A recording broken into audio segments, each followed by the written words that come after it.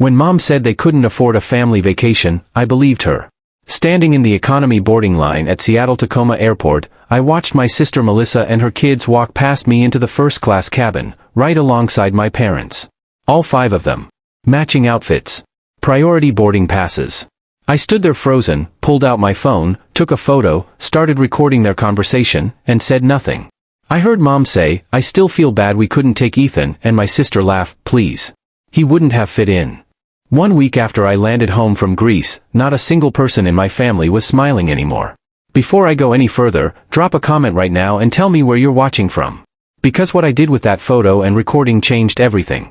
I've spent my entire life being the background character in my own family. Never the favorite. Never the one who got the applause at Sunday dinners. Just present. Melissa, though? She was everything I wasn't. The golden daughter who could do no wrong. The devoted wife to Ryan. The perfect mother to Noah and my niece. My parents worshipped her. And me? I was Ethan. The dependable one. The guy who kept his head down, worked his job, paid his own way, and always, somehow, had cash available whenever the family hit a rough patch. That's what they called me. Lucky. Fortunate. Like having extra money was some cosmic accident instead of the result of working long hours while everyone else was living their best lives on my dime. It crept up slowly, the way these things always do. "Ethan, any chance you could cover the electric bill?" Just this once, Mom had asked right after I landed my first real job out of college. I'd been happy to help. Proud, even. Like I was finally contributing. Then came Melissa on the phone, her voice soft and sweet. "Noah needs braces. You know how expensive orthodontics are. I hate to ask, but you're doing so well." And that's how it went. 1 bill became 2. 1 emergency became a pattern. Utility bills 1 month. Emergency car repairs the next. School supplies. Noah's hockey equipment and league fees. Over and over, my phone would ring, and on the other end would be someone who needed something. Never just wanted to talk. Never just checking in. Always needing. "You're fortunate, Ethan," Mom would say with that sympathetic smile that never quite reached her eyes. "You don't have the same pressures Melissa has with 2 kids. Fortunate." That was her word for it. I kept telling myself this was normal. This was family. And besides, I wasn't struggling financially. No spouse, no children, no mortgage eating away at my paycheck. I could afford to help. But I'd been postponing one dream for years, traveling. I'd saved, researched destinations, built entire itineraries in my head: Athens, Santorini, the Greek islands I'd only seen in photographs. Then I'd watch those plans dissolve every time someone needed just a little help or made me feel guilty for even considering something selfish. Every time I got close to booking, something would come up. An emergency. A crisis. A family member who needed me more than I needed myself. So when I finally pulled the trigger and booked my Greece trip, 14 days, Athens and Santorini, the whole dream, I didn't tell anyone. Not a word. This was mine. My one act of putting myself first. I had no idea what I was about to discover. The morning I headed to the airport, I was nervous and excited in that way you get before a big trip. Standing in the economy boarding line at Seattle-Tacoma, surrounded by other budget travelers with our carry-ons and middle seats, I was mentally already in Greece. Already tasting that first authentic Greek coffee. Already imagining myself standing in front of the Parthenon. Then I heard a voice. "No, Noah, put your backpack down. The seats are huge, you don't need all that stuff." Melissa's voice. My sister's distinctive tone, the one she used when she was trying to sound patient with her kids but was actually annoyed. I turned my head slowly, and my breath caught in my throat. There they were. Melissa. Noah, my nephew. My niece. My parents. All 5 of them standing in the first-class priority boarding line. Not just flying first class. All of them wearing matching vacation outfits like some catalog family. Laughing. Relaxed. Looking like they'd done this 100 times before. My first thought was that I'd lost my mind. That I was seeing things. My parents, who couldn't afford a trip with me. My sister, who was always claiming they were struggling financially. Standing in the first-class line like it was the most natural thing in the world? Then my brain started working again. And I did something I'd never done before, something that would change everything. I pulled out my phone. Opened the camera. And took a photo.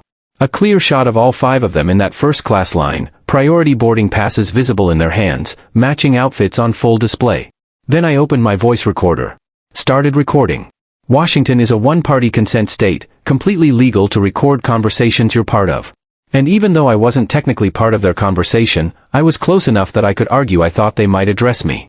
I stood there, phone in my pocket, red recording light blinking hidden from view, and I listened. Mom's voice came through clear. "I still feel bad we couldn't take Ethan." There was a pause. A moment where I thought maybe, just maybe, there was actual guilt there. Then Melissa's response cut through like a knife. "Please. He wouldn't have fit in." Laughter. All of them. Laughing. At me. At the idea of me being with them. At the very concept that I belonged in their perfect family vacation. A pit formed in my stomach.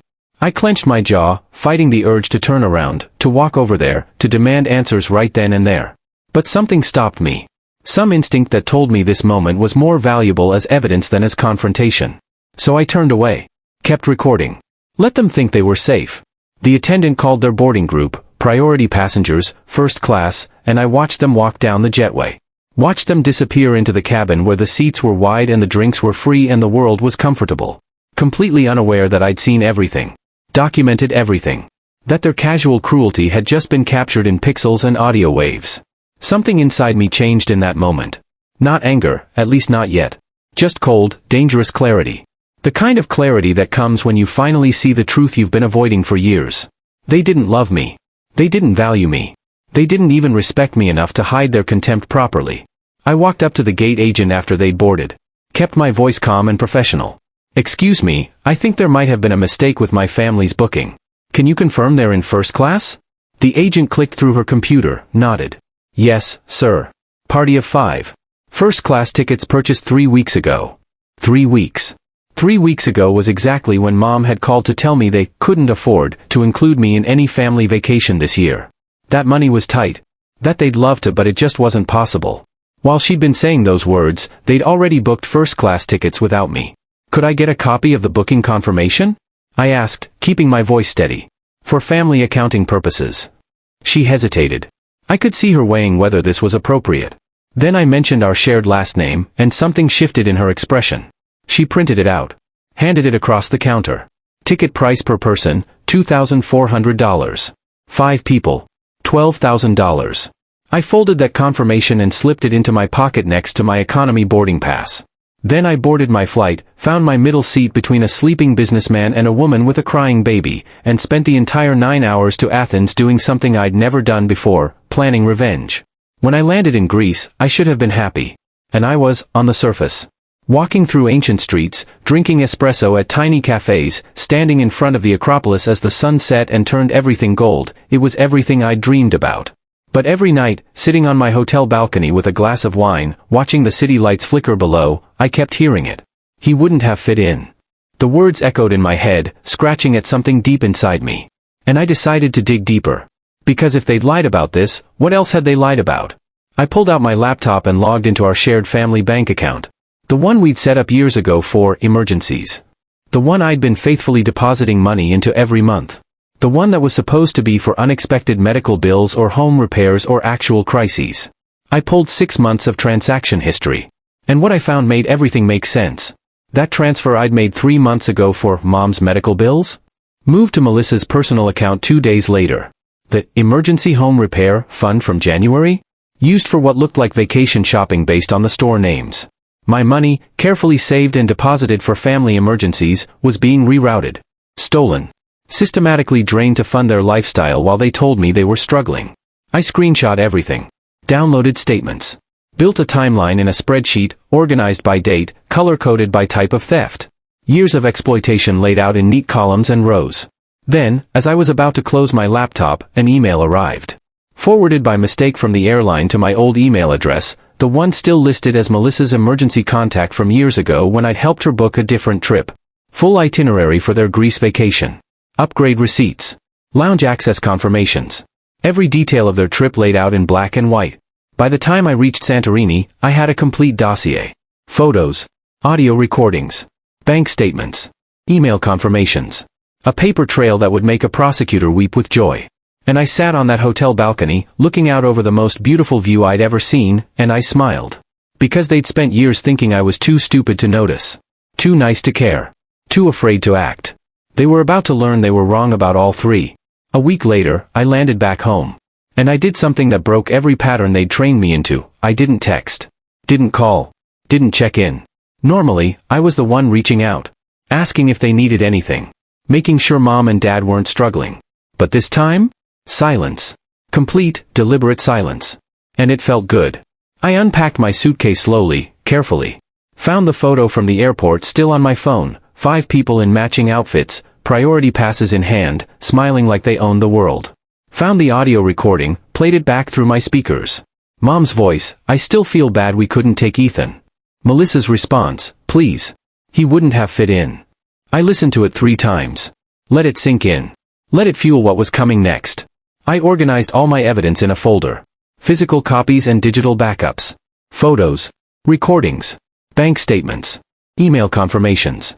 Everything arranged chronologically, telling a story of years of systematic exploitation. Then I made coffee, sat on my couch, and waited. Because I knew the moment they realized the money train had stopped, the calls would start.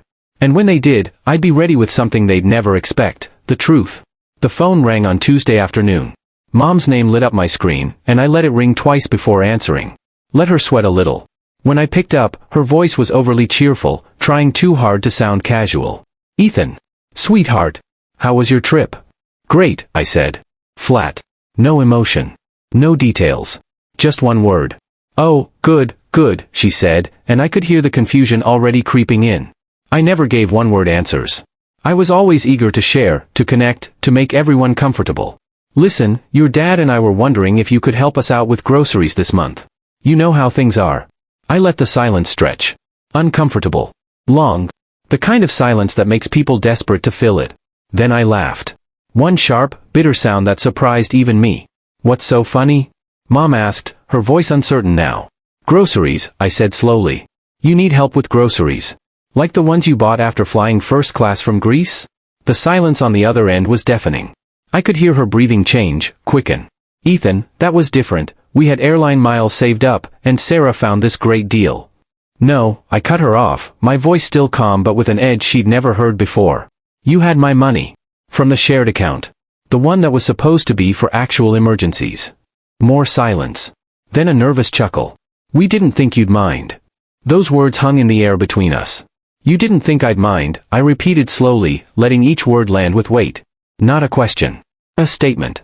An acknowledgement of exactly what she'd just admitted, they'd never considered me at all. No apology. No guilt.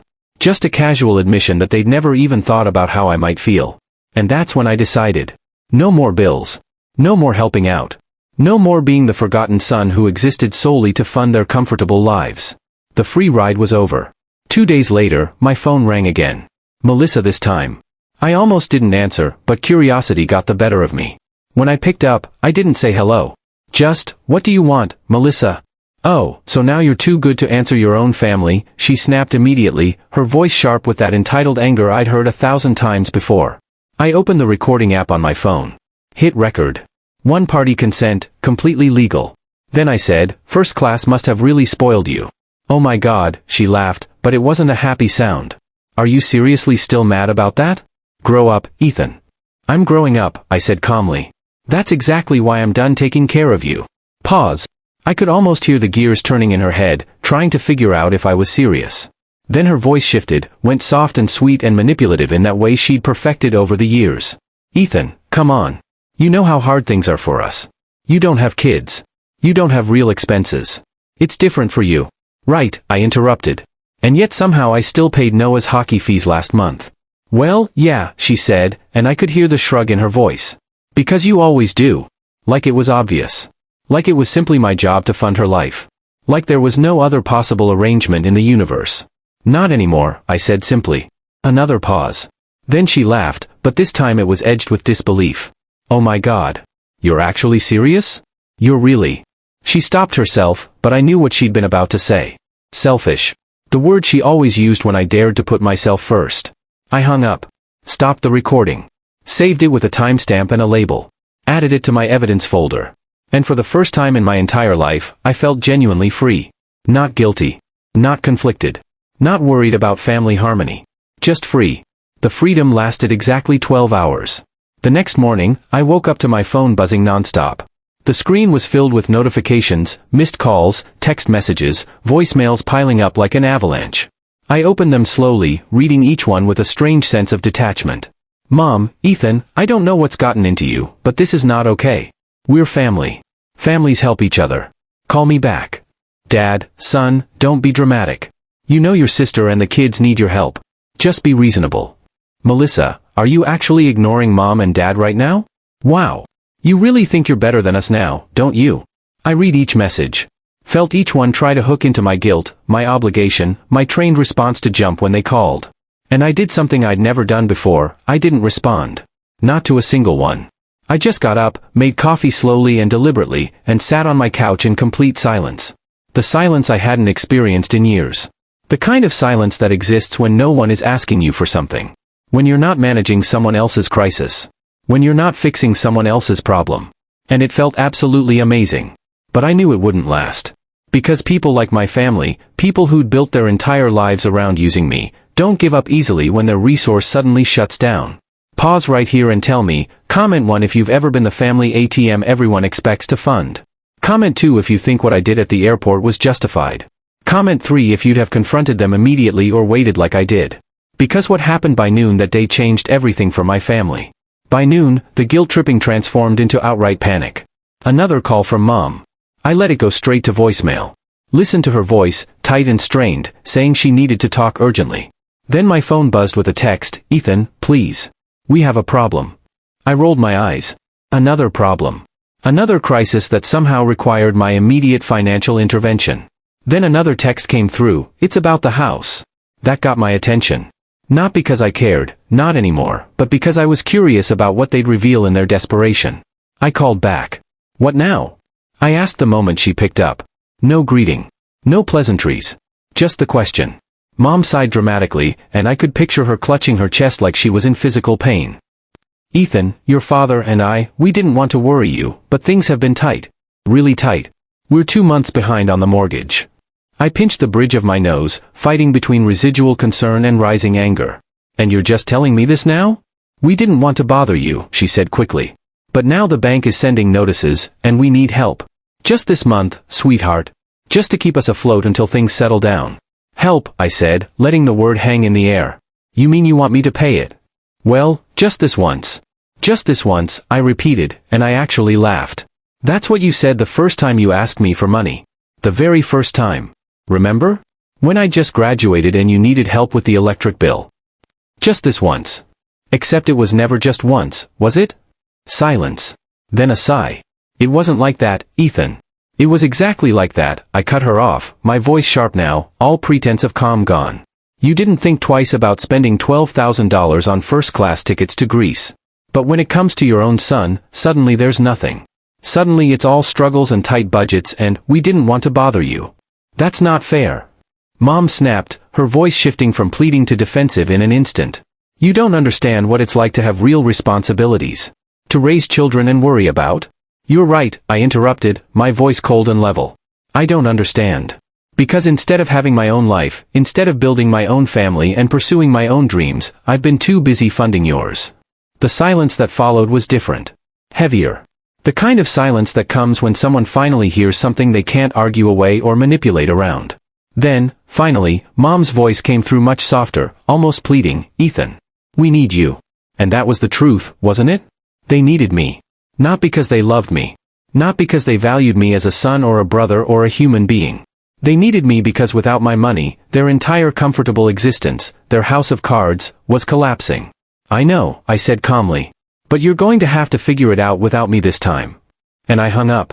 Set the phone down on my coffee table. And this time, I didn't feel guilty. Not even a little bit. I felt powerful.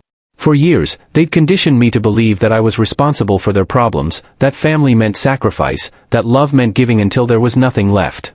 But I'd finally realized something crucial, their problems weren't mine to solve. They never had been. The next few days were eerily quiet. No texts, no calls, no sudden guilt trips appearing on my doorstep. For the first time in years, I was completely free. But I knew it wouldn't last.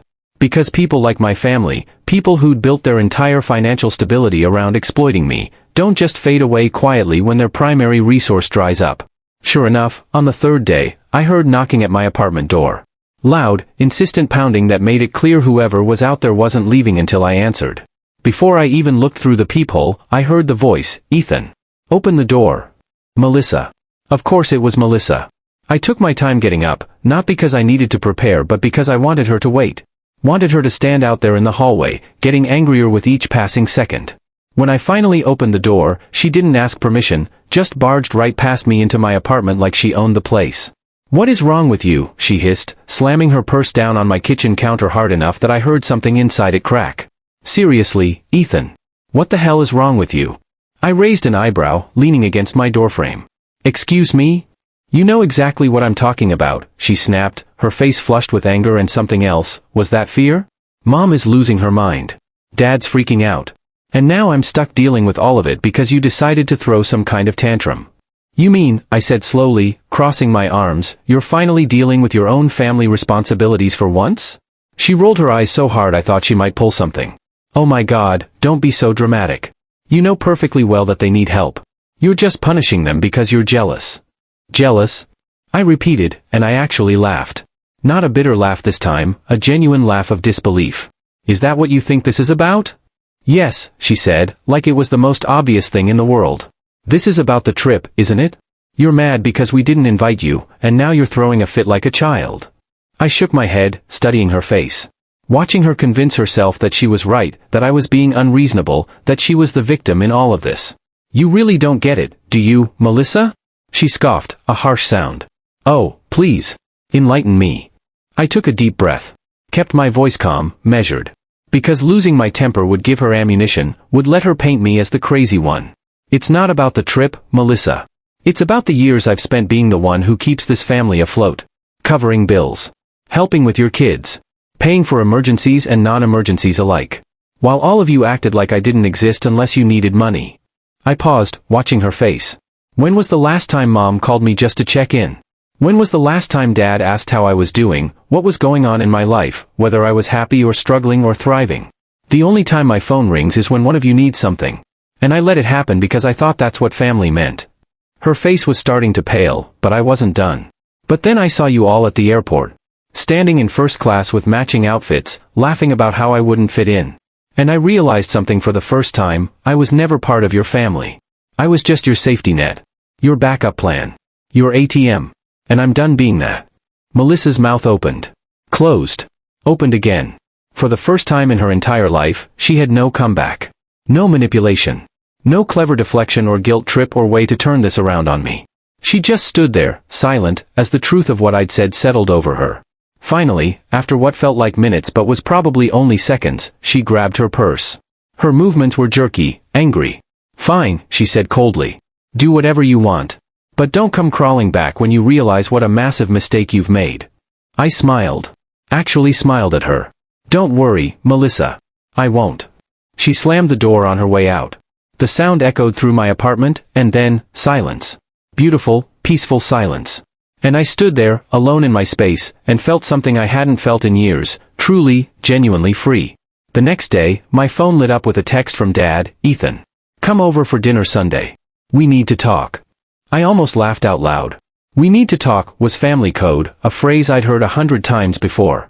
It always meant the same thing. We need you to do something, and you're going to say yes because that's what you always do. But not this time. This time was different. I texted back, "I'm busy." 1 minute later, my phone rang. Dad calling. I sighed, answered more out of curiosity than obligation. "What?" "Ethan," Dad started, his voice firm, trying to sound authoritative like he used to when I was a kid. "Enough is enough. You're acting childish, and it needs to stop." "Am I?" I asked, settling back into my couch. Because from where I'm sitting, I'm the only one in this family acting like an actual adult. Pause. I could hear him breathing, trying to figure out his next move. Then, "Son, you're making this harder than it needs to be. We're family. Families don't abandon each other." "Abandon?" The word caught in my throat. "You mean like how you abandoned me at the airport?" Another pause. Longer this time. "That's not fair. We didn't mean anything by that." "Maybe not," I conceded. "But you didn't not mean it either. You didn't think twice about it. About me. About whether I'd be hurt or whether I mattered at all." Silence. Heavy and uncomfortable. Then Dad shifted tactics, and I knew what was coming before he even said it. "Look, your mother is very upset. She's been crying about this. She just wants things to go back to normal." There it was. The guilt trip. The emotional manipulation. The implication that I was responsible for Mom's feelings, that it was my job to fix her distress, that being a good son meant sacrificing myself for their comfort. So do I said quietly. I want things to go back to normal too. But normal means me being treated like a walking wallet. It means my phone only ringing when someone needs money. It means watching you all live your best lives while I fund them. And I'm done with that version of normal. That's not what this is about, Dad started. Then why are you calling me now? I interrupted. Why, Dad? Why didn't you call last week just to check in? Why didn't you call the week before? Or the month before that? Why is it only now, only when you need something, that I hear from you? The silence that followed was the heaviest yet. I could hear him breathing, hear the weight of my question settling into his chest. Finally, he sighed, a long, defeated sound. I don't know what you want from us, Ethan. And that was the problem, wasn't it? After 30 years of being my father, he'd never once asked what I wanted. Never once wondered what I needed. Never once considered that I might have dreams or desires or needs of my own beyond serving theirs. Nothing, I said simply. That's the whole point, Dad. I don't want anything from you anymore. And I hung up, set my phone down, and sat in my apartment, in the silence that followed, feeling the weight of what I'd just done. I'd cut the last cord, burned the last bridge. There was no going back from this. And it felt absolutely right. Over the next few days, I did something they'd never expect, something that would make the financial separation permanent and irreversible. I went to the bank, stood in line, told the teller I wanted to close the shared family account we'd had for years. She looked surprised. The whole account? Are you sure? Completely sure, I said. And I want every penny I've deposited transferred to a new account. Just in my name. I watched as she processed the transaction. Watched years of deposits, my deposits, get moved into an account where only I had access. Then I had them change my mailing address. Made sure nothing from the old account, nothing with my family's names on it, could reach my apartment. Before I left, I did one more thing. I called a lawyer. Not to sue, I wasn't interested in dragging this through courts. But I wanted formal documentation. I wanted a paper trail showing I'd established boundaries, in case they escalated. The lawyer listened to my story, took notes, and said, I can draft a cease and desist letter if you'd like. It won't have legal teeth unless they violate it, but it establishes your position clearly. Just want it on record, I said. Just in case. She nodded, understanding more than I'd said. I'll have it ready by end of week. Walking out of that office, I felt something I hadn't felt in years, secure. They couldn't manipulate me financially anymore. And if they tried to harass me, I had legal recourse. The walls I'd built weren't just emotional, they were structural. Permanent. Unbreakable. Days later, I was sitting at home, enjoying a peaceful evening, when my phone buzzed. A text from Melissa, I hope you're happy. Mom and Dad are in real trouble because of you. I rolled my eyes, typed back, they'll figure it out. Her response came fast, no, actually, they won't. They're 2 months behind on the mortgage. The bank is already sending foreclosure notices. But I guess that doesn't matter to you, does it? I stared at that message for a long moment. 2 months behind. The same information Mom had given me. The same crisis they'd expected me to fix. And I typed back, it didn't matter when you were buying first-class tickets to Greece. Silence. Then, oh my God, Ethan. Let it go. That was one time. And it was the one time, I wrote slowly, deliberately, that I saw the truth. She didn't respond after that. The silence on the other end was telling. She had no argument. No defense. No way to spin this that made them look good. So she did what they always did when confronted with truth, she went silent. The next morning, Mom called. This time, I answered. I don't know why, maybe curiosity, maybe the desire to hear how desperate things had really gotten, maybe just the need for closure. When she spoke, her voice was thick with tears. Real or performed, I couldn't tell anymore. Ethan, she sniffled. We're in real trouble. So I've heard, I said, my voice calm and level. The bank, they're threatening foreclosure. We could lose the house. Her voice cracked. I know things have been tense between us, but we're your parents. Please. Just help us this one last time. One last time. Those words again. The exact same phrase she'd used the very first time she'd asked me for money, back when I was fresh out of college and naive enough to believe it would only be once. How many one last times had there been over the years? 10? 20? 50?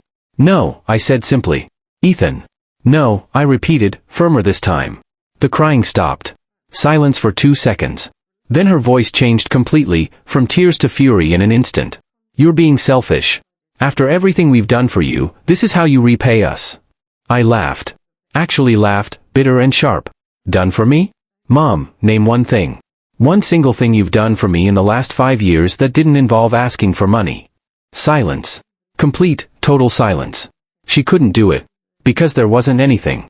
For 5 years, maybe longer, every interaction we'd had revolved around what I could give them, never what they could give me. Good luck, Mom, I said. And I hung up. A week passed. Then 2. The silence from my family was eerie, almost unsettling in its completeness.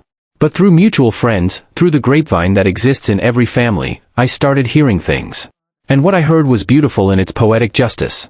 Melissa had caved. For the first time in her entire life, she'd dipped into her savings, her precious emergency fund that she'd always protected like a dragon guarding gold, to help our parents. She was covering the mortgage, the utilities, the credit card debt that had been piling up for months. And it wasn't going well. A friend told me that Melissa and Ryan were fighting. Loud, door-slamming fights about money. Because Ryan hadn't known how much our parents had been relying on me. He'd thought they were independent, financially stable. Now that Melissa was bleeding their savings to keep them afloat, he was furious. Their perfect little life was cracking. Their easy smiles were fading. And I felt absolutely nothing except a strange sense of balance being restored. 3 weeks after I'd cut them off, I got an unexpected message from Jessica, one of Melissa's friends. Hey Ethan. I don't know if I should be reaching out, but I thought you should know, things are really bad at home for them. I stared at that message, debating whether to engage. Finally, I typed back, why are you telling me this? Because I know how much you did for them over the years, she wrote. And now that you've stopped, it's all falling apart. I just thought you should know. Then another message came through. A screenshot. From Melissa's private group chat with her closest friends. And I read it with a mixture of vindication and disgust. Melissa, Ethan is such a fool. He's just sitting there watching us suffer like we deserve this. He doesn't care about anyone but himself. Melissa, I had to drain my savings just to keep Mom and Dad afloat, and they're still drowning. Mark is furious. He says this is all their fault for relying on Ethan in the first place. Melissa, I swear to God, if Ethan doesn't come crawling back soon, I don't know what we're going to do. I read those messages twice. Then I laughed. Actually laughed out loud in my empty apartment. Come crawling back. She still thought I was the one who needed them. Still thought I'd break. Still thought I was the weak one in this equation. I screenshot Jessica's screenshot, added it to my evidence folder, and went about my day. They had no power over me anymore. None. A month after everything had started, my phone rang. Unknown number. I almost didn't answer, but something made me pick up. Hello? Ethan. Dad's voice. I hadn't heard it in over a month. What do you want? I asked flatly. He sighed, heavy and dramatic. Son, we need to talk. We really don't, I said. Ethan, his voice dropped into that condescending tone he'd always used when he thought I was being unreasonable. Enough is enough. You've made your point. But we're your parents, and this is getting ridiculous. What's ridiculous? I asked. You, he snapped. Abandoning your family over some stupid vacation. And there it was.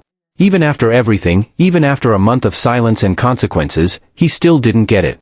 Still thought this was about the trip itself, not what the trip represented. This isn't about the vacation, Dad, I said, my patience wearing thin. This is about years I spent sacrificing for a family that never once appreciated it. That never once valued me beyond my bank account. That's not true, he said quickly. We always appreciated you. Then why was I never invited? I cut him off. Why, Dad?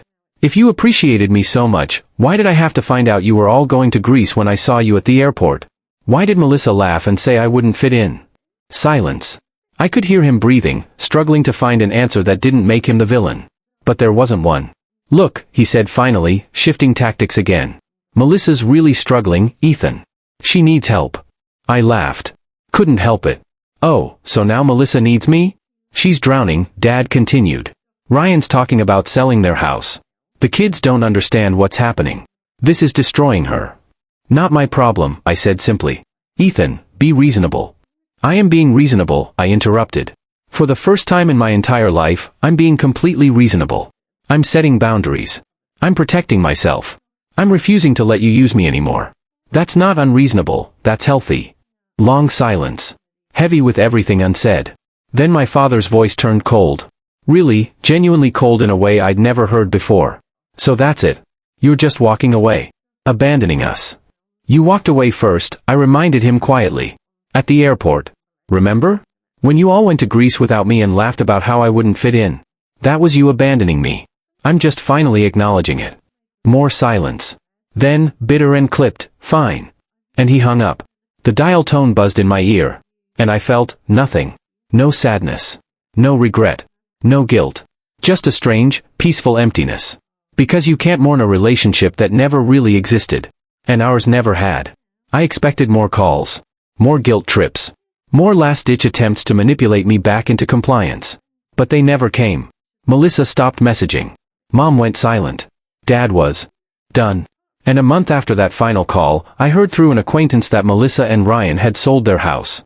Moved to somewhere smaller. My parents had downsized too, forced to let go of the lifestyle they'd maintained on my money for so many years. They'd spent years pretending they were better than me. More successful. More together. More deserving. And now they were learning what life actually cost without me funding it. Meanwhile, I was doing something completely different. I started therapy. Real therapy with a professional who specialized in family trauma and financial abuse. Yes, that's a real thing. And I learned what healthy boundaries actually looked like. Learned that what I'd experienced wasn't normal. Learned that I'd been systematically exploited. I launched a consulting business on the side, using skills from my day job. Within 3 months, it was bringing in significant income. I bought an investment property, a small rental condo. Not for them. For my future. For my retirement. For me. And I enrolled in a master's program I'd been postponing for years because I could never afford it. Never afford it because every spare dollar had gone to them. 6 months after everything had imploded, I booked another trip. New Zealand this time. Solo hiking through mountains that touched the sky. And before I left, I did one final thing. I printed my entire evidence folder. Every page. Every photo. Every screenshot. Every bank statement. Every text message. Hundreds of pages documenting years of exploitation. And I had it bound professionally, like an actual book. On the cover, I wrote in bold letters, Family Accountability, 2018 to 2024. Inside the front cover, I wrote one sentence, You said I wouldn't fit in. You were right. I don't fit in a family that only values me when I'm useful. I mailed one copy to Mom. One to Dad. One to Melissa. A week later, I got a text from Melissa, Got your package. I stared at that message for a long moment. Considered responding. Considered explaining.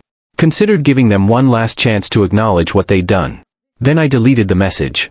Because I was already at the airport, Seattle-Tacoma, the same airport where this had all started. Standing at the gate with my New Zealand boarding pass in hand.